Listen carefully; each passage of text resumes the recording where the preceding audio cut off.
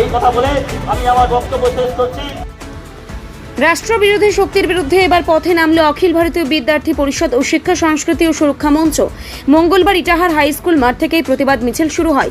ABVP এবং শিক্ষা সংস্কৃতি ও সুরক্ষা মঞ্চের যৌথ উদ্যোগে আয়োজিত প্রায় 5 শতাধিক রাষ্ট্রবাদী সমর্থক মিছিলে অংশ নেন। এদিনের প্রতিবাদ মিছিল সমগ্র ইটাহার সদর শহর পরিক্রমা করে। এরপর চৌরঙ্গি মোড় এলাকায় বাস টার্মিনাস চত্বরেই শেষ হয়। সেখানে প্রতিবাদ সভায় বক্তব্যের মধ্যে দিয়েই কর্মসূচি শেষ হয়। অভিযোগ, নিট প্রশ্ন ফাঁস কাণ্ডে ককরোচ জনতা পার্টির আন্দোলনকে সামনে রেখে রাষ্ট্রবিরোধী শক্তি মাথাচাড়া দেওয়ার চক্রান্ত করছে।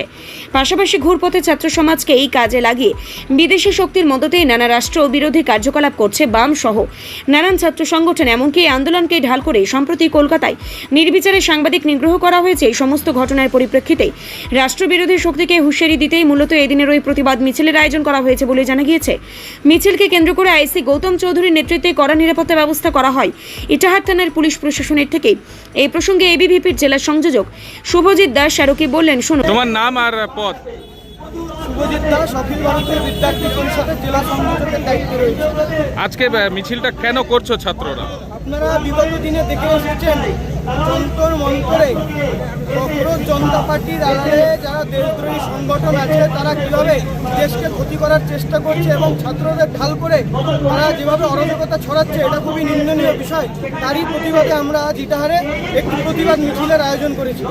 এটা খুবই নিন্দনীয় বিষয়। আপনারা অবগত আছেন যে ছাত্ররা খুবই ইনোসেন্ট হয়, তারা ঠিক ভুল বিচার করতে তাদের একটু সময় লাগে। তারই আড়ালে যেমন ককরোচ জনতা পার্টি রয়েছে, কিছু বিদেশি ফান্ডিং তাদেরকে দিচ্ছে, তার সাথে এসএফআই, এআইডিএসও থেকে শুরু করে বিভিন্ন কমিউনিস্ট ছাত্র সংগঠন যারা দেশকে ভিতর থেকে খোকলা করতে চায় তারা এই সংগঠনে হাঁটছে। কিছুদিন দেখলাম যে চার্চের ফাদাররাও হাঁটছে। এই বিষয়গুলো যে নিটের আন্দোলন করতে গেছে কিন্তু চার্চের ফাদাররা কেন হাঁটছে, এই বিষয়টা আমাদের এখনো মস্তিষ্ক প্রসূত হলো না। এই কারণে আমাদের আজ প্রতিবাদ সভা, যেন ছাত্ররা সঠিক দিশা তারা খুঁজে পায় এবং জেনজিরা তারা আসল জেনজি, তারা আজকে আমাদের এই প্রতিবাদ সমাবেশে এসছে, যারা আসল জেনজি। তো এই বিষয়ে আজকে আমাদের প্রতিবাদ। তাদের উদ্দেশ্যে কি বলবেন? শুধু এটা নিট পরীক্ষার্থীদের এখন ছাত্র আন্দোলন রয়ে যায়নি, তার সাথে যারা সাম্প্রদায়িক উস্কানিমূলক কথাবার্তা বলে, যেমন কিছুদিন আগে আমরা দেখলাম একজন স্টেজে উঠে বলছে বাস নাম রাহেগা আল্লাহ কা, এরকম টাইপের যারা কথা বলছে, ধর্মীয় উস্কানি দিচ্ছে, তাদের বিরুদ্ধেও আজকে প্রতিবাদ মিছিলের আমরা আয়োজন।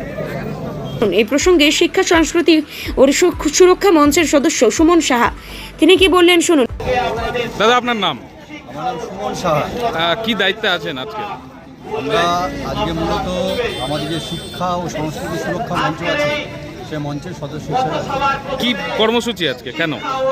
আমরা জানি যে আমাদের জেনজি নাম দিয়ে যে আন্দোলন চলছে ভারতবর্ষ জুড়ে, তথাকথিত ছাত্র সংগঠনের নাম দিয়ে, কিন্তু সেই ছাত্র সংগঠনের আড়ালে আর যে দেশের বিরুদ্ধে যে দেশবিরোধী শক্তিরা যেভাবে মাথাচাড়া দিয়ে উঠছে, আন্দোলনের পেছন থেকে তারা যেভাবে আমাদের ধর্ম নিয়ে আমাদের রাষ্ট্রবিরোধী পুলিশ প্রশাসনের উপরে বিভিন্ন রকমের বিধ্বংসী রকম আক্রমণ, সেই সঙ্গে দেশ জুড়ে যে একটা বিশৃঙ্খলার মতো পরিস্থিতি তৈরি করছে, সাংবাদিকদের উপর আক্রমণ, এই যে অরাজকতার মতো পরিস্থিতি, এই পরিস্থিতি নক্কারজনক। আমরা তার জানাই ভবিষ্যতে যদি এই ধরনের কার্যক্রম ওরা আরও ব্রত হয় তাহলে আমরা আরও বৃহত্তর আন্দোলনে যাব, আর সেই উদ্দেশ্য নিয়েই আজকে আমাদের এই কর্মসূচি।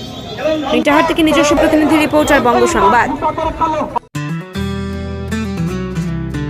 গ্রসারি থেকে কসমেটিক্স,